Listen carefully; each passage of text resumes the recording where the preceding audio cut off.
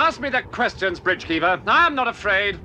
What is your name? Good morning, everybody, and welcome to this episode of the Daily Hotpot. I am your co-host, Drift, aka Robbie. And I am Khan. Good morning, everyone. Good morning, everybody. Happy Wednesday. Thank you for joining us for the second episode of Week 4. Khan, how are you doing this morning? I'm doing pretty well. I think the sun's out, weather's good. Once again, flowers are budding. Oh boy, like I said, guys, one more step to the gardening episode, and it would be hilarious, since we pre-record these episodes, if this morning was the rainiest, snowiest, darkest day morning of the day. I hope the weather's good this morning. We're praying, guys. We're manifesting good weather energy. Yes. You know. But anyways, Khan, we have a very special topic today. One for the nerds, but not the gaming nerds or the Star Wars nerds or the geeks with the tech and electronics. We're talking about the old school nerds. Mm-hmm. And these I'm intrigued. Yeah. The old school nerds. And I'm talking about what our favorite period/periods in history are. In history? Okay, a historical episode. Mm-hmm. Let's go. You know what was like one of my favorite channels growing up as a kid? What's up? The History Channel. Back when it was actually about history. Yes. Back when they had actual documentaries and historical 30-minute TV shows and not just crab fishing and crazy people stories. Isn't it Pawn Stars on there now too? Like, what else do they got on History Channel? I don't know. YouTube is the new History Channel. Agreed. Very true. Very true. Yo, shout out to YouTube channels that are like dedicated to history though. I feel like I've gotten so much entertainment and knowledge just from YouTube. Oh, hell yeah. I mean, not even just history. Think about like science channels. Like those two topics were kind of lost from TV now, and now it's being literally carried by free, public supported YouTube channels and programs. It's been awesome. Mm-hmm. Agreed. So favorite periods in history. A very interesting wording, because if you think about it, all of our, at least my favorite periods in history, if I were living in said history, probably miserable, probably terrible, right? So spoiler, I love the Middle Ages. I love the 1100 to the 1300 European history. And man, if I was a white person living those times where the plague was happening, we got crusades and, killing Middle Eastern people every day. Ooh, probably miserable, to be honest. It's definitely a vibe for someone, someone out there. It's like, you know what? That doesn't sound too half bad. Yeah, if they have the religious fervor for it or the stomach, if you will, for plague and disease, then by golly, go for it, my friend. Well, Khan, you love the Middle Ages so much, but if you don't mind, I do want to start off because I want to talk about my favorite, or at least my current favorite period in history. It's because what I'm kind of low-key studying and learning a lot about recently in the past year. You've heard me talk about it a little bit, and that is Napoleonic history. Yes. And if you guys don't know what Napoleonic history is, it's in the damn name. But if you also lack any sort of reading comprehension skills, Napoleonic history is during the era of Emperor Napoleon Bonaparte, Emperor of the French, not the French Emperor, but the Emperor of the French, a very political reason why it's titled that way. But this would be kind of during the era of the late 18th century to early 19th century. That would be 1790s during the French Revolution, all the way to 15 during Napoleon's last 100 days campaign, ending with the Battle of Waterloo and his sending to St. Helena. Yes, this period of history is filled with war, turmoil. I mean, might I add, we're two dudes, right? And I don't know about you, Khan, but a big part of why men, just on average, tend to get into history a lot is because of the history of warfare in human history. it's a very dude thing. Like, don't get me wrong. Like, do some women like it? Yeah, but yeah, I've always wondered why though, and I think every guy seems to have like a different, I guess, idea of what warfare is and why they like warfare and why they're into that. For me though, I think it would be like anything pre 13th century or anything pre 1400s would Mhm. be kind of my vibe, quote unquote, versus anything, Renaissance and over. So going back to Napoleon, why did he stuck out to you?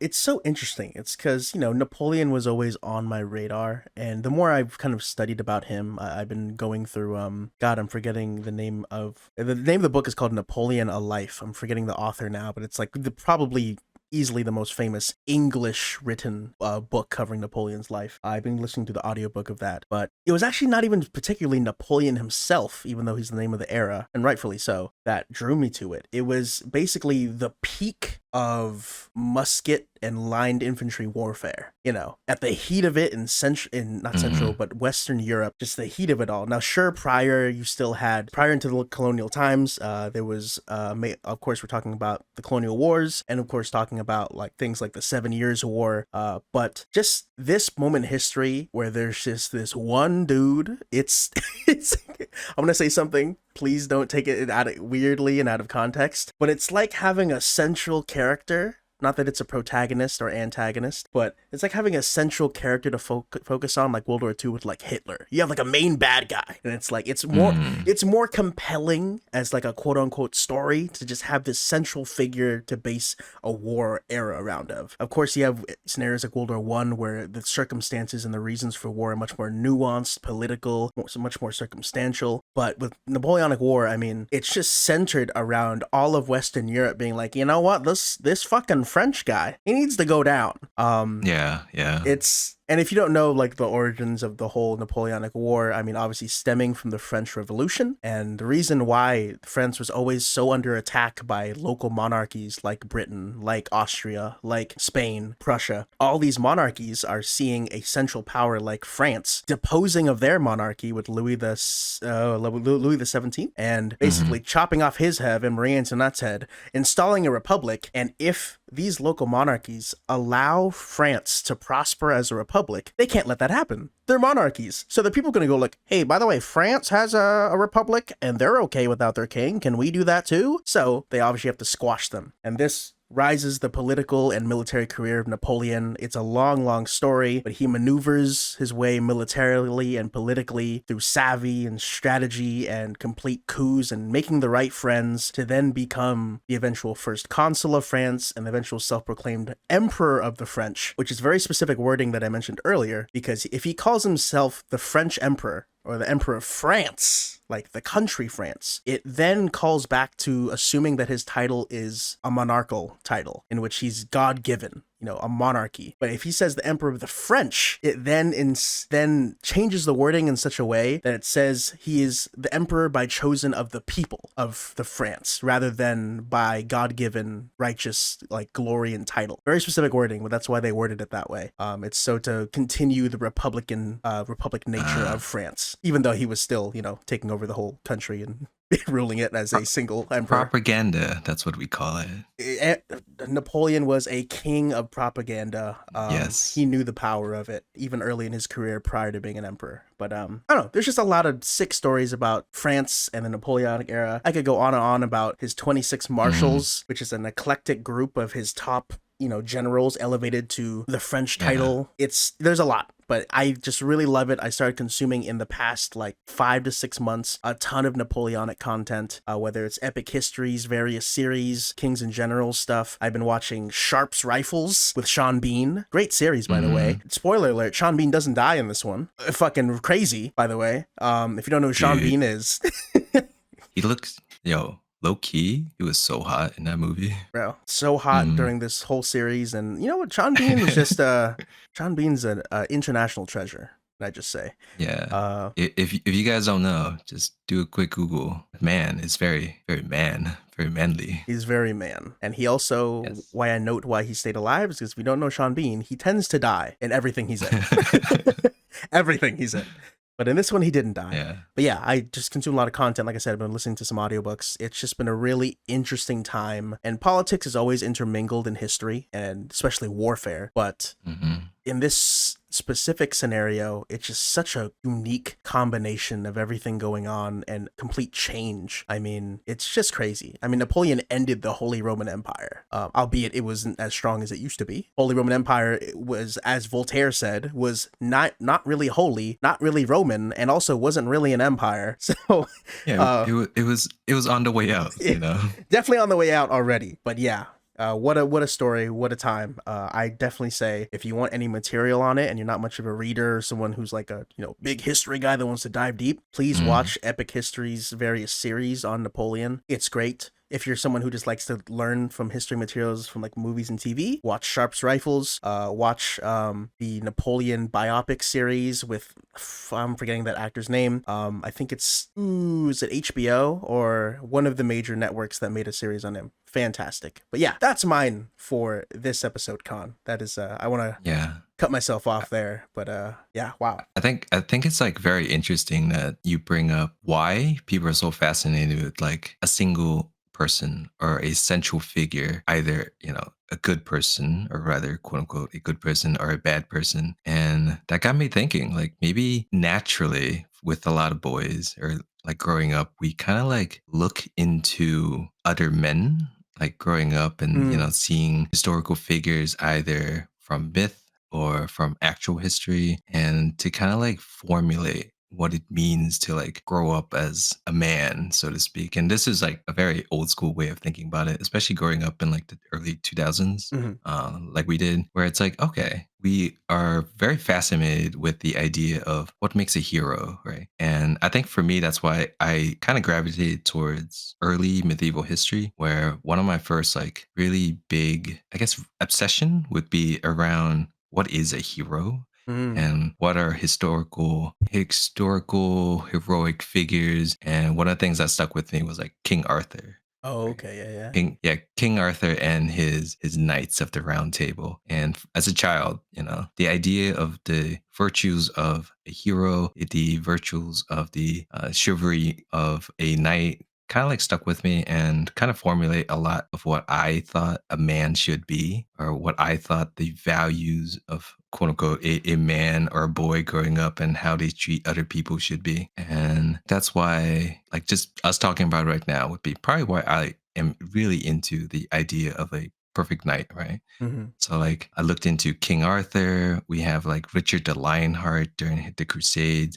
Obviously not a good guy, No. but the stories, right? You get into history by first being introduced to stories and legends. And wow, this person, like, why was he so revered as a hero? Or who are the bad guys? We have like Saladin as like the bad guy, even though, very good leader, not really a bad guy. Not really. In the same sense that Richard the Lionheart wasn't not really a good guy, but they were like stories and legends formulate through their battles, through their supposed, histories or encounters. And I think the idea of these stories put together kind of like transcends actual history and resonates with like certain people like us who growing up, we're like trying to formulate like, okay, what kind of values is important to me? And if something that I read kind of like sticks with me in terms of values, oh, here's someone I can look up to and let me research more into that. At least that's what I think. At least for me, like that's how I got into medieval history. Yeah, I think that's a perfect way how you said it, how you kind of just get attached to the grandiose, mythologized aura of individuals throughout history. Because, I mean, look, that's at the end of the day, that's all history is. As much as history now and has always been heralded as trying to keep things as accurate as possible, the first history of human beings was telling stories around a goddamn campfire about what happened to Uncle Joe in the past, 50 years. And that gets passed down and passed down and passed down. And that's the same way with these, historical figures is we first get gravitated to the gravitas of an epic, tragic, sad, devilish, horrific, or heroic story. It's always the big bombastic over dramatizations. And not saying that it's like elevated or greater than, but for most historians, that's how you initially get grabbed. And then all of a sudden you start going like, oh, well then let me dive deeper. And then you start discovering what makes it either more heroic or more horrific when you research these people is that you discover how human they are. And it's, again, equally more heroic because when they do heroic things, like, oh my God, like this dude was a normal human, albeit at a much different time than I am, but just isekaiing myself straight into that scenario, like I could, sorry, I had to throw in one for the weebs. If you do that, you're like, I couldn't imagine myself doing X, Y, or Z that they did. Or in the same other way, when you talk about horrific figures in history that definitely made some pretty god-slayering choices, you go like, man, that's also a human being that probably loved his mother and had a father, but he's doing X, Y, and Z. It's such a, I think that's what drew me to history even deeper as I got older, is finding the humanization and the deeper roots behind each story and going like, the mythologies brought me into the door, but the true human history behind it had me sit at the table for dinner. And, you know, maybe that's not the same for everyone, but I do agree with you that like it's those wondrous heroic stories and just the passing of these tales that kind of kick off most people's, and I think especially in children's, their fascination with history in general. Oh, yeah, wow. But Khan, do you have anything else to share about your love for medieval history? I think you've mentioned in the past that you quite enjoy especially castles. Yeah, I mean, it also goes back into me trying to like formulate what my values are and what gravitated towards, me towards medieval history is the knight, right? The knightly values. And as a child, you're like, oh, what knight wouldn't have a castle, even though they don't actually. But in my head, I'm like, oh, I would love to like, oh yeah, I'm like the knight of a castle. This is my domain. I'll protect it and the people. And that's how I gravitate also towards castle, right? It's like a tangible asset. Sorry, it's like a tangible domain that you own. And this is like, oh, here's something that I need to protect. And it portrays my value. And that's kind of crazy. I actually never put it into words, and it explains a lot on what formulated my thinking as a kid or growing up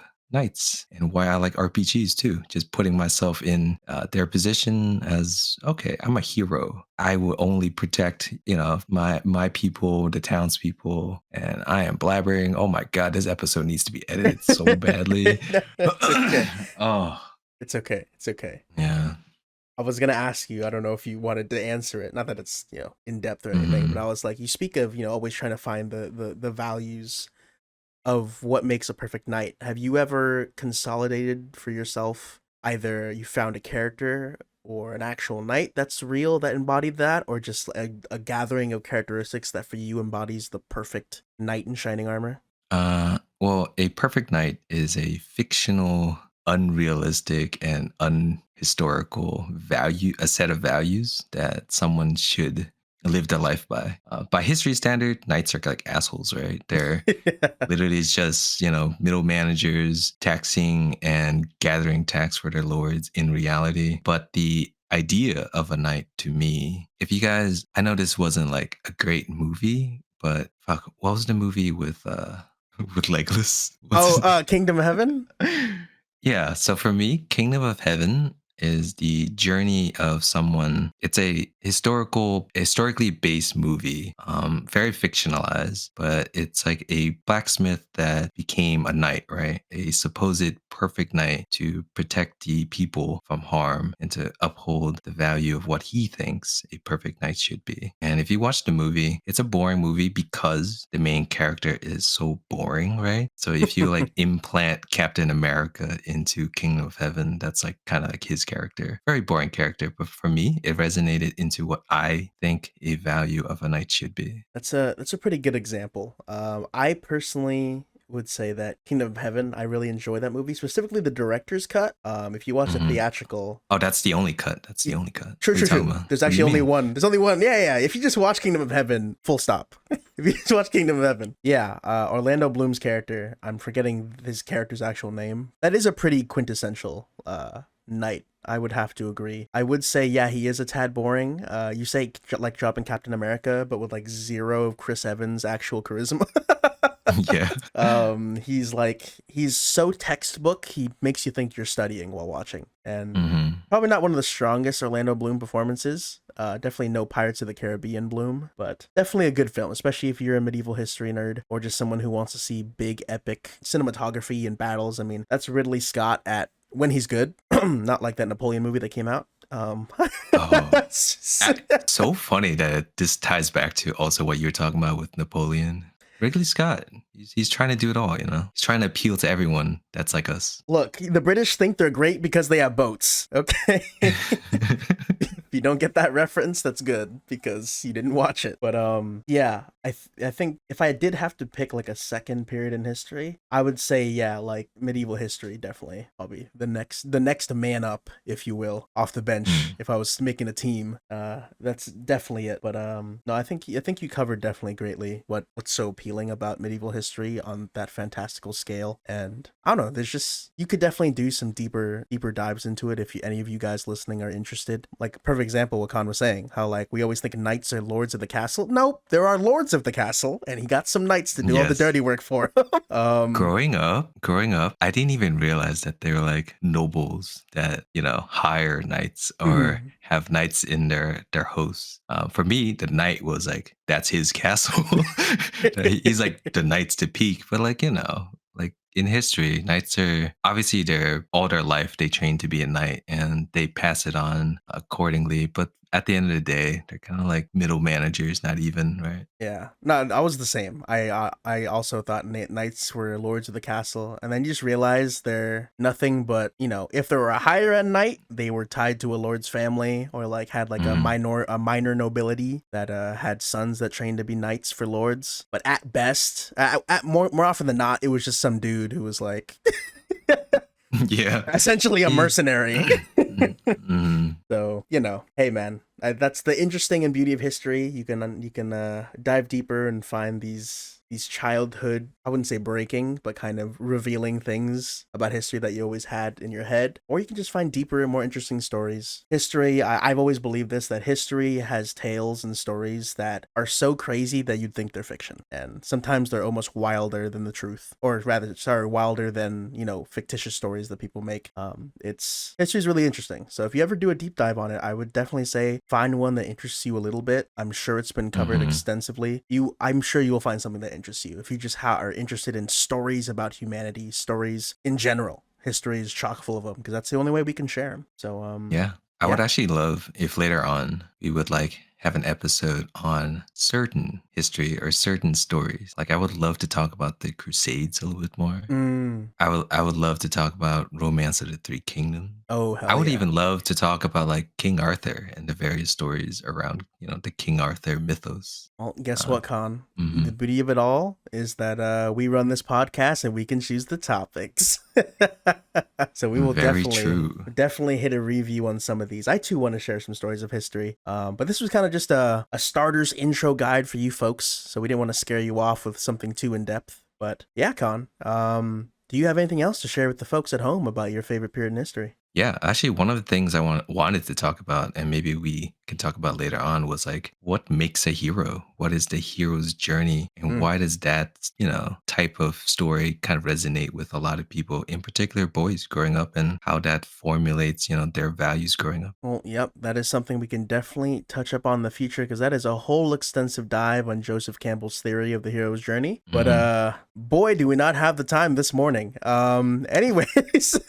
We are reaching the 30-minute mark, folks. We are yappers. We apologize. But hopefully you found something interesting in this morning's history coverage for your Wednesday of week 4. Well, Khan, I'm happy we had this little conversation. Yes, me too. And I learned so much about myself, apparently, growing up as a kid. And so did I. All right, guys. Thank you so much for listening. And as always, take it easy. Bye.